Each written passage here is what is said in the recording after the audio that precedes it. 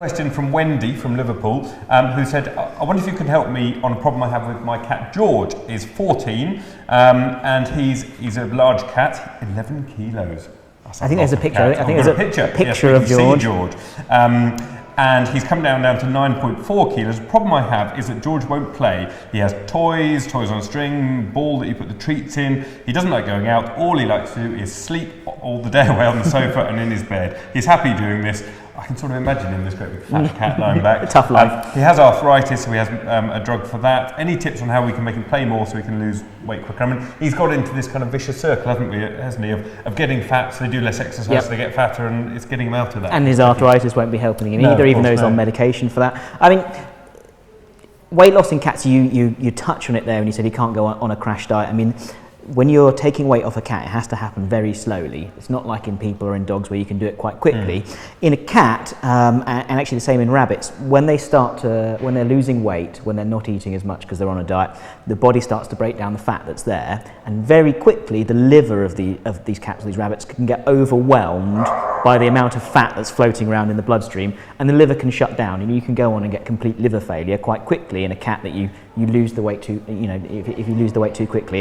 And that's the reason why with rabbits, if they're not eating for a day or two, we really worry about it, because with them it happens even quicker that the liver can shut down. So you need to do it quite slowly. I wouldn't be worried about it taking a couple of years to get the weight off a cat. Because that cat might need to get down to half its body weight. Yes, I think 5 kilos is the most a normal cat is going to weigh. I think you would want to get it down quite a lot further. I mean, it's actually interesting because he's quite an old boy.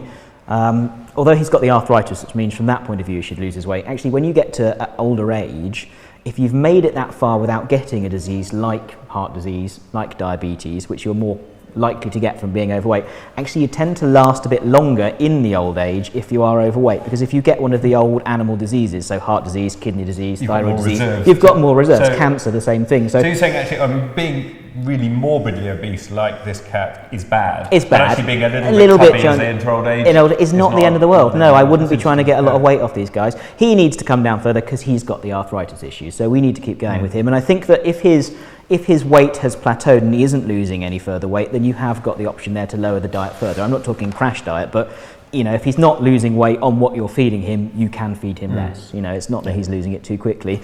If he doesn't want to play, there's not a lot you can do about it, really. I mean, you might find as he loses more weight, he does want to play more. So the key really to him is feed him less. I think feeding him.